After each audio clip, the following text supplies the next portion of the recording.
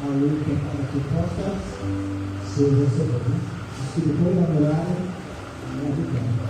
Meu Deus, em nome de Jesus, o Pai, o Filho, eis-nos aqui, Pai, nesta noite, ó Deus, celebrando a tua grandeza, a tua poderosa ceia. Eu queremos perdoar, Senhor, da tua vida e da tua morte e ressurreição. Meu Deus, ressuscita, Pai, nesta noite, ó Deus, em cada coração, a paz, o amor, que possamos, Deus, a cada dia, Pai, glorificar o teu nome e exaltar.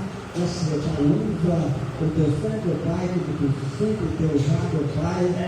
Toma, Deus, todo o seu vazio, Pai, preenche com a presença do teu Espírito, Pai, para que dele saia a sua palavra, que é poder e é santa, para que possamos, Deus, nos alimentar nossa alma e nossa alma possa te glorificar e exaltar o nome do Senhor Jesus. Glória a Deus.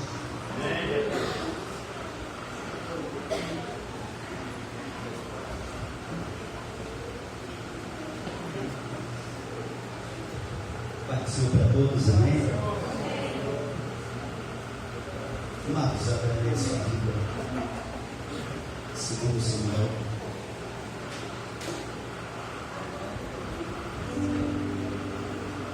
Segundo Samuel, capítulo de número 6.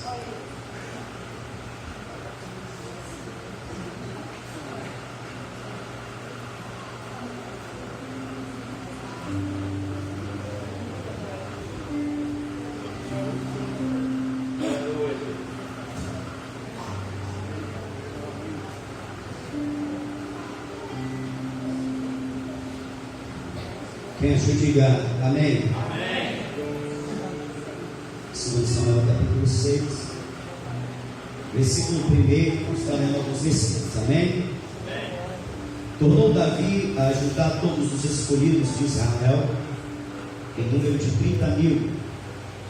Dispôs-se e com todo o povo que tinha consigo partiu para Baalá de Judá, para levarem de lá para cima a arca de Deus, sobre o qual se invoca o nome do Senhor dos Exércitos, se assenta acima dos querubins.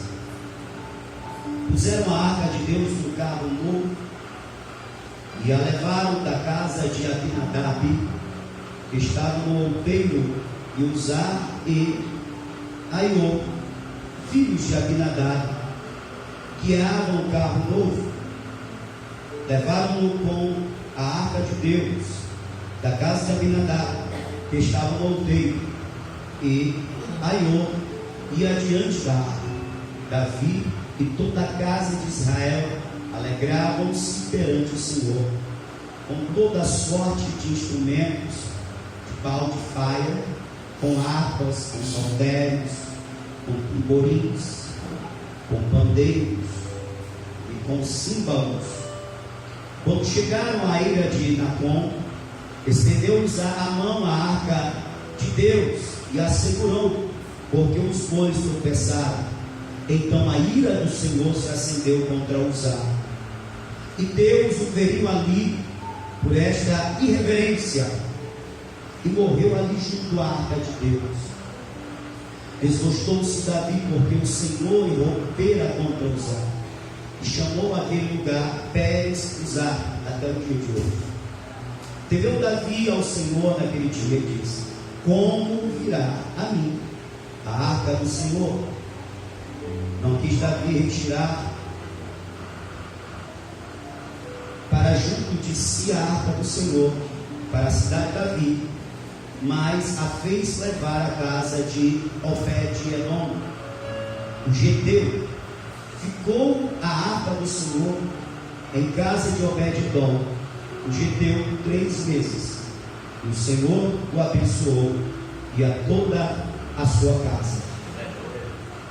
Então avisaram a Davi, dizendo: o Senhor abençoou a casa de Obed-Edom e tudo quanto tem, por amor da arca de Deus. Foi, pois, Davi, e com alegria fez subir a arca de Deus da casa de Obed-Edom à cidade de Davi. Sucedeu que quando os que levavam a arca do Senhor tinham dado 6 passos, sacrificava a ele, pois, o carneiro cevado.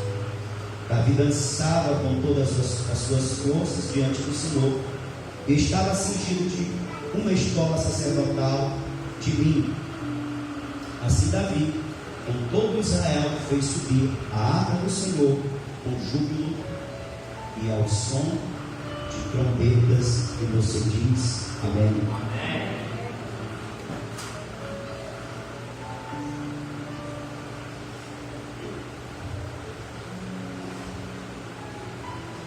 Aleluia. Hoje que culto abençoado, culto ceia do Senhor, uma das 2 ordenanças deixadas por Cristo, batismo nas águas e a ceia do Senhor. É esse momento onde nós celebramos a nossa comunhão com Deus, a nossa comunhão com os outros. Esse momento espiritual, onde nós partilhamos do pão e do vinho, que simboliza o corpo e o sangue de Cristo, que sofreu a punição pelos nossos pecados e por isso pagou a nossa dívida e por isso nos comprou para Ele. É noite de celebrarmos esta grande vitória, porque agora nós temos o Senhor, o dono, que nos comprou com alto preço, o preço do seu sangue, da sua vida. É dia de celebrar, se alegrar esta aliança, este pacto feita por Deus na cruz do Calvário. Eu quero falar hoje de presença de Deus. E como eu estou tomando por base um texto do Antigo Testamento,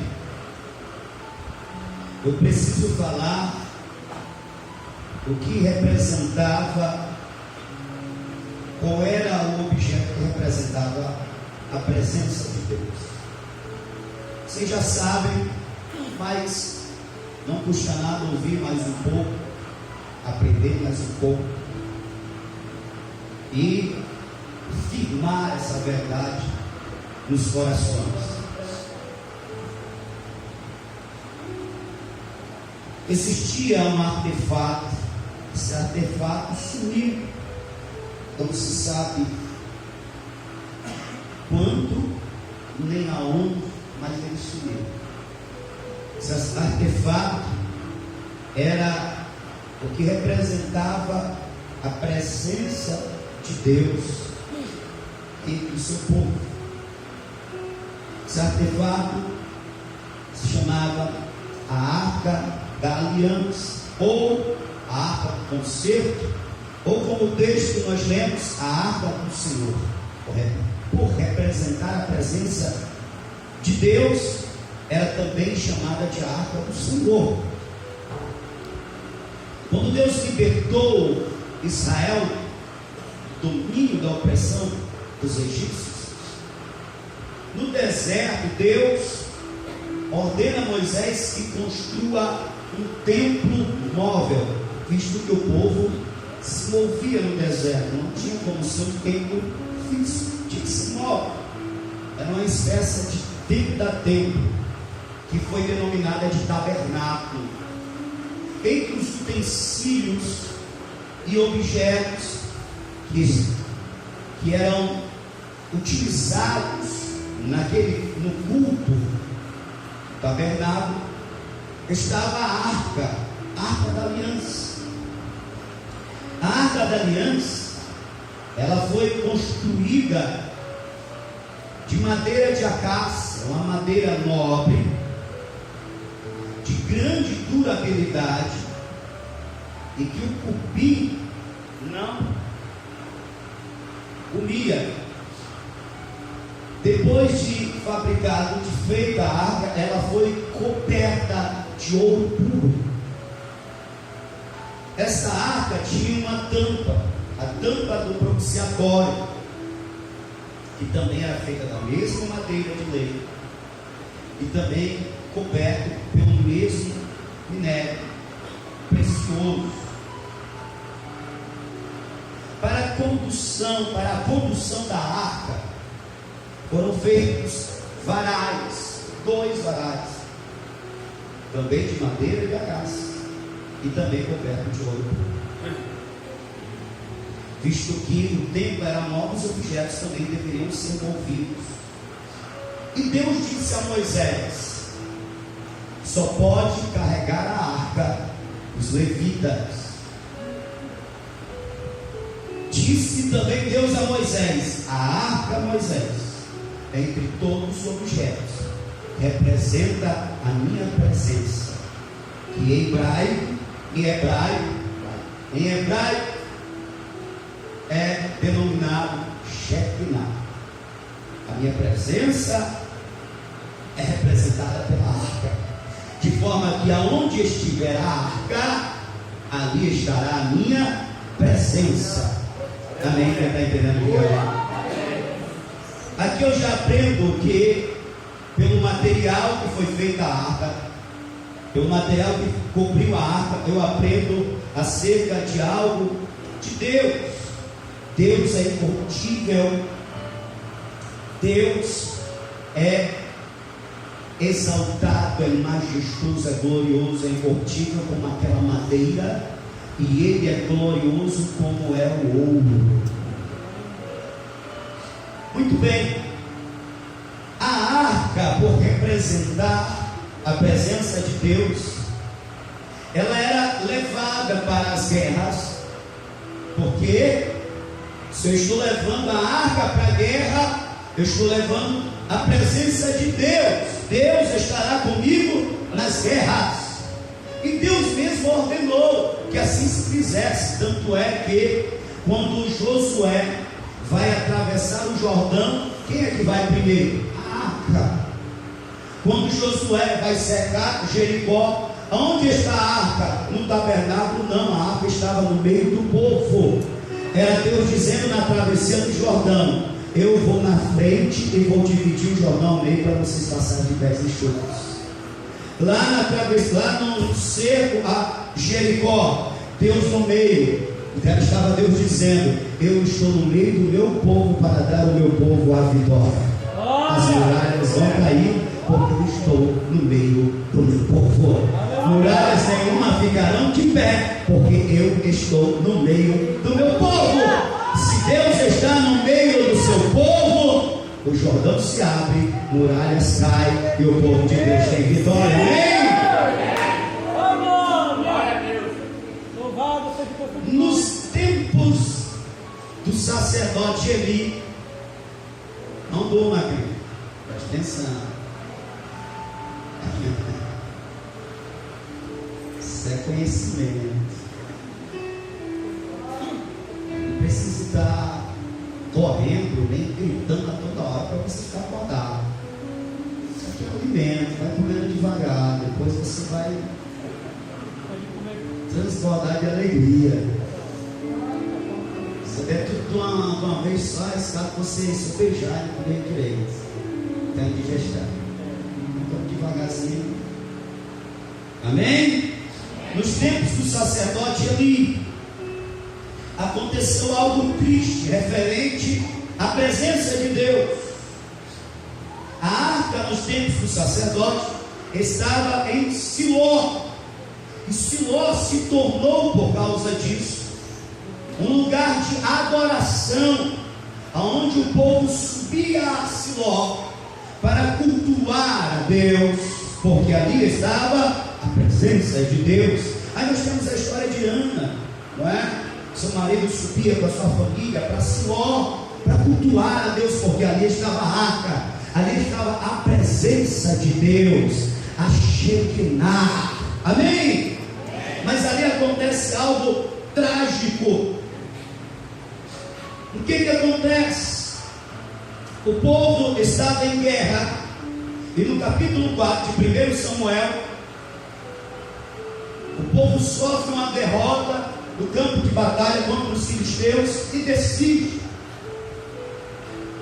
tragamos a arca para que esteja entre nós, ou seja, tragamos a presença de Deus, para que Deus esteja no nosso meio e venhamos a obter vitória.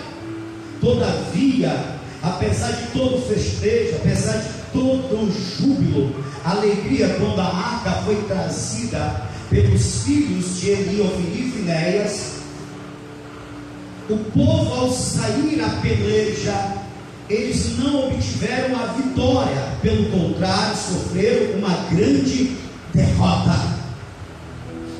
E a arca, como espólio, foi levada pelos filisteus. As escrituras diz que Eli, ao saber desta notícia, primeiro ele fica sabendo que os seus filhos, logo seus descendentes, morreram no campo de batalha, Ofni e Finéias. E segunda notícia que lhe causa maior espanto, pavor e tristeza: a arca do concerto fora levada pelos filisteus. A palavra de Deus diz que quando ele ouve essa má notícia, ele tem um surto, muito provavelmente ele tem tido tipo um infarto, um desmaio, e ele cai, e quando ele cai, ele quebra o pescoço e morre.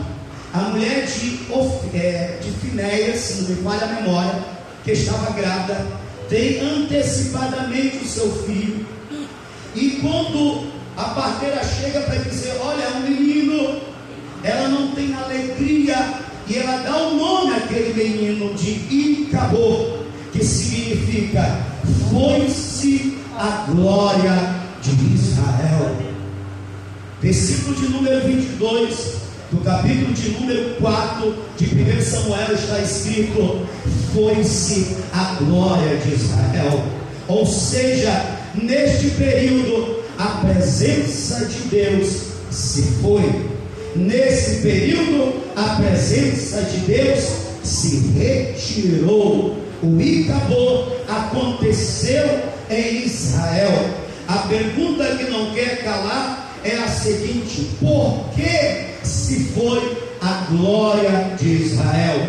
Por que a presença de Deus se retirou do meio do seu povo? Porque Deus não mais quiser estar entre o seu povo. A resposta está no capítulo de número 7 do livro de 1 Samuel, quando Samuel convoca o povo que estava suspirando pela presença de Deus.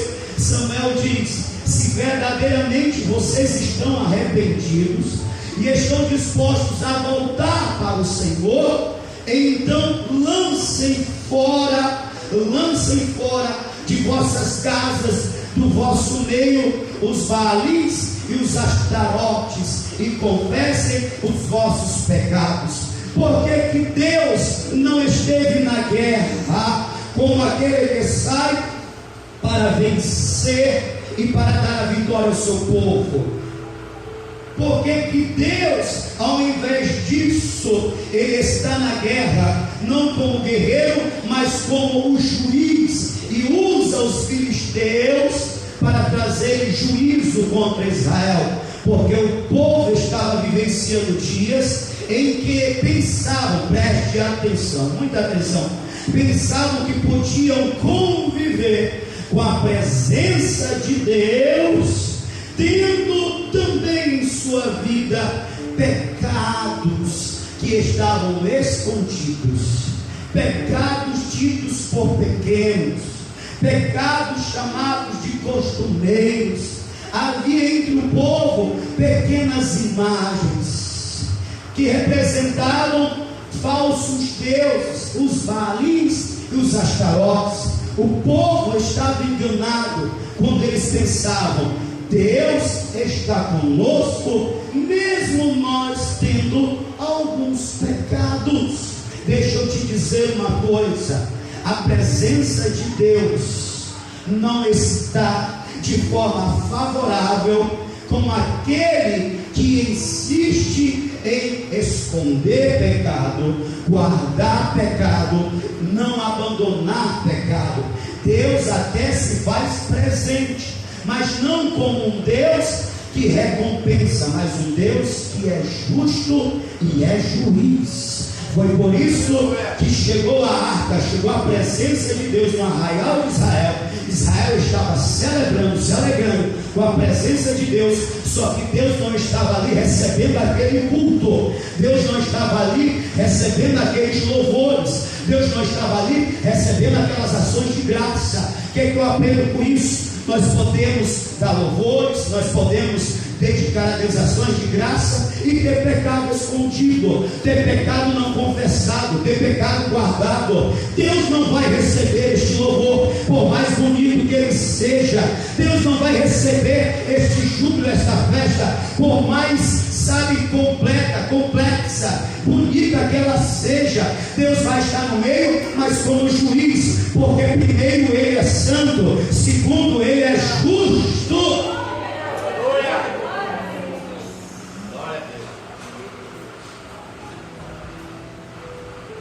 Nós não podemos nos enganar, irmãos. Ontem, conversando com o Medeiro, ele falou de uma ministração de uma irmã que dizia: olhe, Deus sabe que você pecou, mais ou menos assim, não dá para lembrar tudo. Deus sabe que você pecou, Deus sabe que você não está conseguindo adorar por causa desse pecado, mas Ele está aqui para te perdoar. Ele sempre vai te perdoar, é verdade. Ele sempre vai perdoar quem estiver disposto a abandonar o pecado. Ele sempre vai perdoar aquele que tiver com o coração contrito, coração quebrantado, o coração arrependido, aquele que estiver magoado consigo mesmo, porque não consegue ser o crente que deveria ser e está disposto a renunciar a todo tipo de pecado. Aí sim Deus está ali como o Deus misericordioso que perdoa, mas não com aquela pessoa que toma isso por verdade e diz: é verdade, Deus sempre me perdoa, por isso eu vou pecar. Deus sempre me perdoa, por isso eu vou continuar pecando. Deixa eu dizer mais uma verdade para você. Está escrito: aquele que é nascido de Deus não vive na prática do pecado. Aquele que recebeu a boa semente, ele é transformado pela boa semente, ele é santificado pela boa semente. Se ele vier a pecar, ele logo se arrepende, ele logo abandona o seu pecado, ele logo vai aos pés do Cristo da cruz, arrependido e disposto a abandonar. Ali está a presença de Deus, do Deus misericordioso que perdoa o pecado. Mas crente que quer manipular Deus, crente que acha que pode controlar a presença de Deus, a vontade de Deus, e fica pecando com a justificativa que Deus é bom, que vai ficar perdoando ele. Escute, Deus esquadrinha coração. Deus sabe das verdadeiras intenções.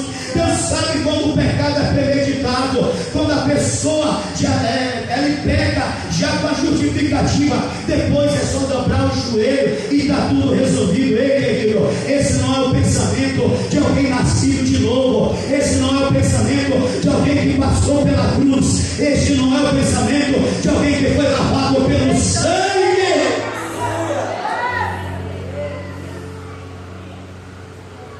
Chega às vezes o indicador na vida do crente, porque tem pecado que não está sendo abandonado, tem pecado que não é confessado.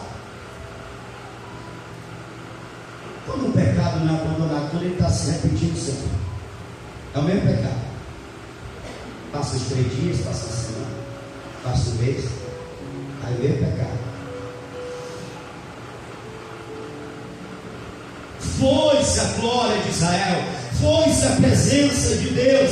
Aí Deus dá um passeio, a presença de Deus representada pela arca, dá um passei pelo território dos filisteus. Os filisteus estão se gabando. Nós conseguimos vencer Israel, logo nós conseguimos vencer o Deus de Israel. Mal sabiam os filisteus que estava Deus usando eles para levar juízo ao povo pecador que pensava estar manipulando o poder de Deus. Tem muita gente que é assim, pensa que pode manipular, pensa que pode, sabe, enganar Deus, mas Deus esquadrinha os corações.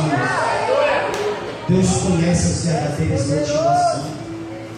Deus não se ilude, não se engana com palavras, porque Ele conhece o que produz aquelas palavras. Eles estão se gabando, e aí pegam a arca e colocam dentro do templo de Dagon. É isso. No outro dia está lá a estátua caída de frente da arca. Dagon representava o maior Deus dos filisteus. No outro dia eles chegam no templo de Dagon para dizer: está aqui, a arca está aos pés de Dagon. Quando eles chegam lá, eles ficam surpresos, porque ao invés da arca estar aos pés de Dagon, Dagon estava aos pés da arca.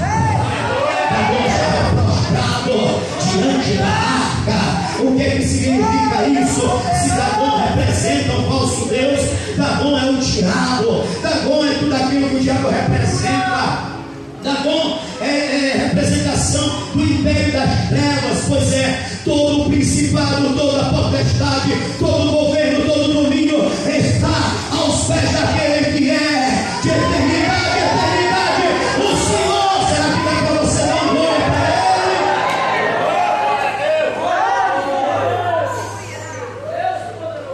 Ele? Eles pensaram até que foi acontecido algum problema, não entenderam. Vou levantar a estátua. No outro dia, estava lá a estátua com os membros quebrados no chão de novo. O que é isso?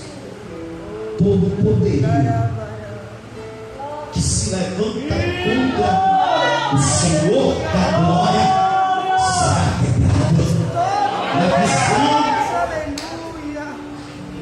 Na visão de Nabucodonosor, foi isso? Que ele viu a estátua, exatamente. Ele viu e Daniel deu a interpretação. São os reinos que se levantarão na história da humanidade. O primeiro é o teu reino, o reino da Babilônia. Depois vem o reino dos medos e dos persas. Depois vem o reino dos gregos. Depois dos romanos. Mas ele também viu na visão. Ele viu essa estátua que se levantava e era enorme, era grandiosa, mas ao término da visão, ele viu uma rocha que é desprendida e arremessada, e quando ela colide com a estátua, ela transforma a estátua em pó e cinza, e daquela rocha se eleva um monte, mas elevado do que? Aquela imagem de escultura, aquela rocha representa Cristo e o seu governo, que é maior, é soberano, é eterno e poderoso. Quem faz parte deste reino, quem é filho deste rei, adore o Rei da Glória. Hoje é noite de adoração, porque a presença de Deus está entre nós.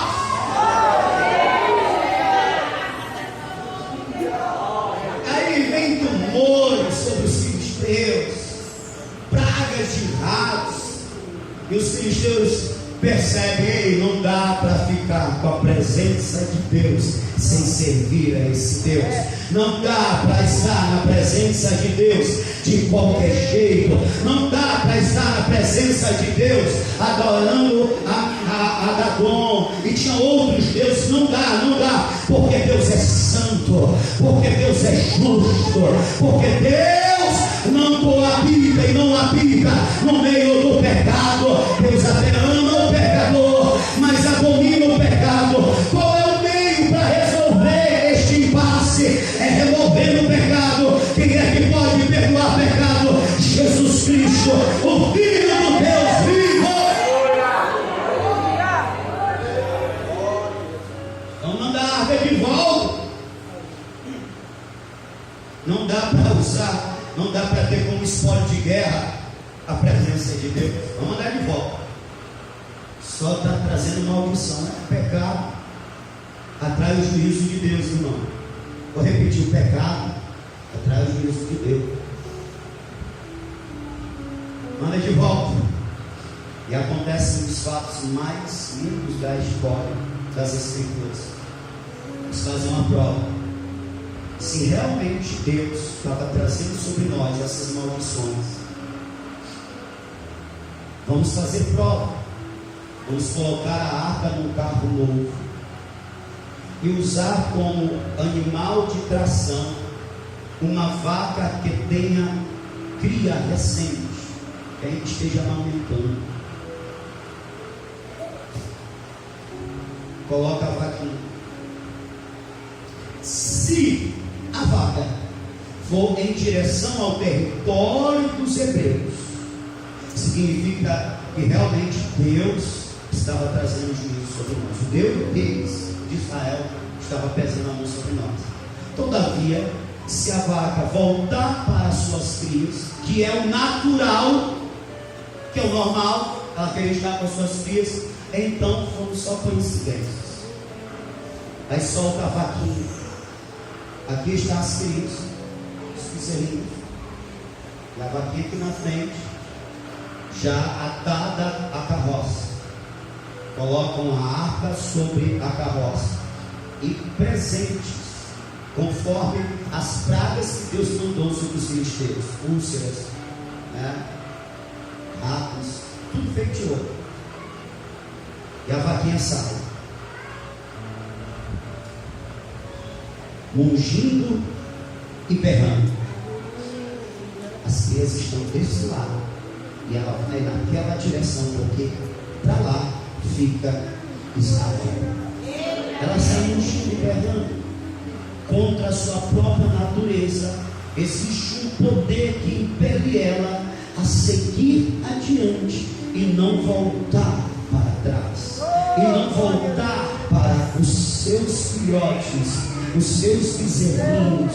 Ela segue adiante, ela está ungindo, ela está berrando, porque naturalmente ela pensa, ou seja, ela é atraída para os seus filhotes, mas o poder chamado poder de Deus está impelindo ela para ir adiante, para ir para o território de Israel.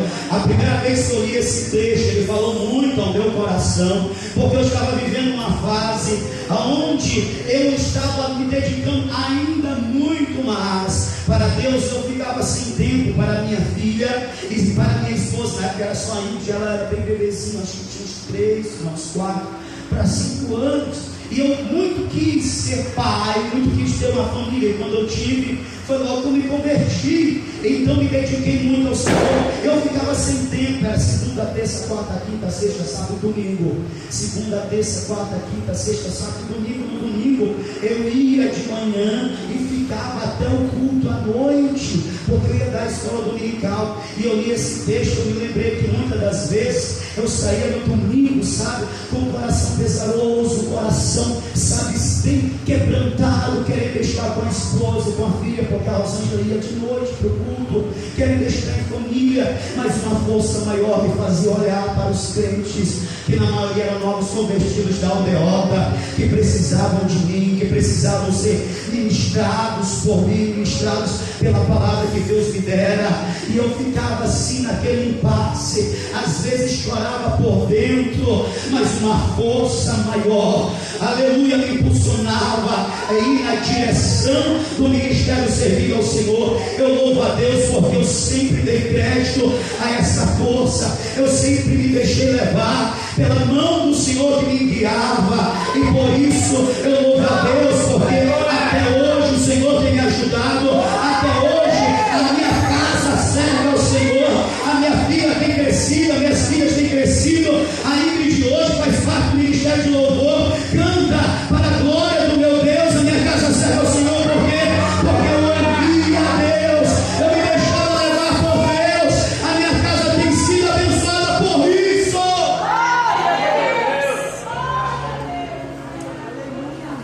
Aleluia.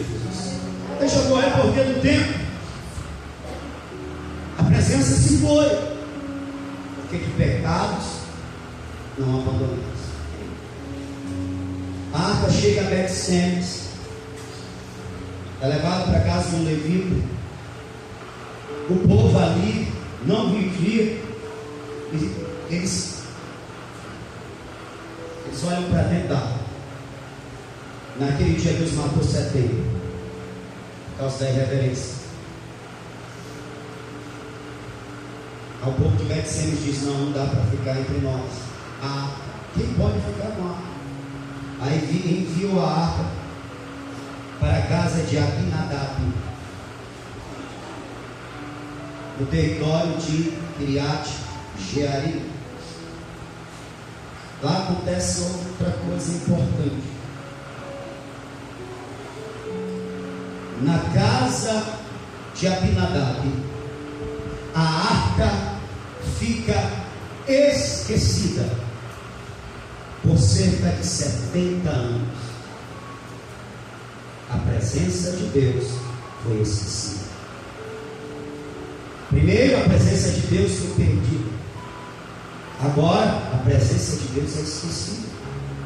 A presença de Deus está no território de Israel, mas ela fica abandonada na casa de Abinadab por cerca de 70 anos. Para quem não entende, 70 anos equivale a uma geração. Naquele tempo o povo vivia menos do que nos dias de hoje. Não era o tempo dos patriarcas. O povo vivia menos, cerca de 60 anos, 65. Por isso, quando diz que Davi morreu com 80, era um negócio tremendo, porque ele não vivia tanto tempo assim. Ou seja, uma geração participa do Icabô. Inicia-se um avivamento com o retorno da arca para Israel, para Bet-Semes e depois para Kiriat Jearim. Mas esse avivamento não é continuado. Ele se apaga e se perde com o tempo. Então teve gente que viu, que passou pelo Icabô e também passou pelo início de um avivamento, mas viu e deixou que esse avivamento passasse e fosse esquecido. E uma geração nasce e está vivendo justamente esse tempo. Onde está a presença de Deus? Ninguém lhe perguntava: onde está a presença de Deus?